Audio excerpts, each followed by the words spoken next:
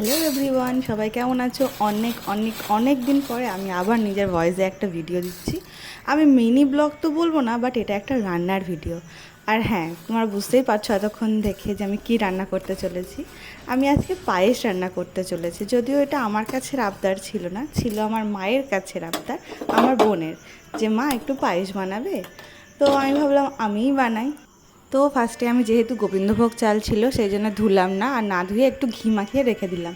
আর এখানে আমি কাজু আর কিশমিশটা একদম খোলা আছে, কোনো তেল ছাড়া বা ঘি ছাড়া ভেজে রেখে দিচ্ছি। তোমরা তো দেখলে চালের পরিমাণটা খুবই অল্প চাল আর খুবই অল্প পরিমাণে আমি পায়েসটা বানিয়েছিলাম। তারও একটা কারণ আছে, কারণ আমার বাপি পায়েস খেতে খুব ভালোবাসে, আর আমি পায়েস বানিয়েছি শুনলে উনি তো বেশি বেশি করে খাবেই। আর উনি যেহেতু সুগারের পেশেন্ট, তো সেটা তো আমাদের মাথায় রাখতেই হবে। যদিও আমি খুব কম পরিমাণে মিষ্টি ইউজ করেছি আর একটু বেশি পরিমাণে দুধ ইউজ করেছি, কারণ উনি তো খাবেই এই পায়েস, তাই উনি দুবাটি খেয়ে নিয়েছে। তাহলে এই ভাবো কী হবে। তো বলতে বলতে আমি এদিকে কাজু কিশমিশগুলো তুলে নিয়ে একটু জল গরম করে তাতে দুধটা গুলে নিয়েছি, আর তারপর পুরো জলটায় দুধটা মিশিয়ে দিয়েছি। দুধটা ওইদিকে গরম হচ্ছে, এদিকে আমি একটু এলাচ ফাটিয়ে নিলাম। আর এলাচটা পায়েসে একটু বেশিই ভালো লাগে বলা যায়, মানে টেস্টটাকে বলো বা গন্ধটাকে বলো অনেকটা এনহ্যান্স করে। তো এলাচটা দেওয়ার পরে আমি দুধটাকে একটু হালকা হাতে নাড়িয়ে নিচ্ছি, কারণ যেহেতু আমি গুঁড়ো দুধ ইউজ করেছি তো নিচে লেগে যাওয়ার খুব সম্ভাবনা থাকে। আর এখানে না আমার চালটা দেওয়া হয়ে গেছিলো, আর আমার কোনো শট নেওয়া হয়নি। তো যেটুকু ছিল বাকি সেটুকু দিয়ে দিলাম, দিয়ে এবার এটাকে আমাকে ফুটতে দিতে হবে। কিছুক্ষণ ফোটানোর পরে আমি একটু আঁচটাকে লো করে দিয়ে কাজু আর কিশমিশটা ওতে দিয়ে দিলাম।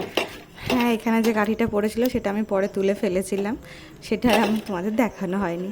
যাই হোক, এবার কাজুটা কিশমিশটা এবং চালটা একসঙ্গে সিদ্ধ হতে থাক দুধের মধ্যে। তো এখন চলে এসেছি আমি একদম শেষ পর্যায়ে, সব কিছুই মোটামুটি সিদ্ধ হয়ে গেছে। এরপর আমি এর মধ্যে একটু চিনি দিয়ে দিলাম। এবার এটা ফুটে উঠলে পায়েস পুরো রেডি। তো ভালো করেই ফুটছে, দেখতে পাচ্ছ পায়েস পুরোপুরি রেডি হয়ে গেছে। আর হ্যাঁ, আমি একটু এরকম ঝোলা ঝোলা পায়েসই ভালোবাসি, বসে গেলে আমার একদমই খেতে ইচ্ছা করে না। তো সেই জন্য আমার যেমন পছন্দ আমার বোনেরও তেমনই পছন্দ, সেই জন্যতে আমি একটু পায়েসের চাল একটু দুধ নিয়ে ওকে দিলাম। তোমরা দেখতেই পেলে চালটাও কিন্তু ওখানে আস্তই আছে। আর এবার আমি গ্যাসটা অফ করে দিলাম, কারণ আমার পায়েস কমপ্লিট। এবার যাচ্ছি সেই ঢঙির কাছে যে পায়েস খেয়ে আমাকে রিভিউটুকু দিল না। বুনু, বলবো তোমার জন্য পায়েস বানিয়েছি না। তো আমার পায়েসের রেসিপি তোমাদের কেমন লাগলো অবশ্যই জানিও, আর কোন কোন অনুষ্ঠানে তোমরা পায়েস খেতে ভালোবাসো আমাকে জানিও। আজ এই পর্যন্ত, টাটা।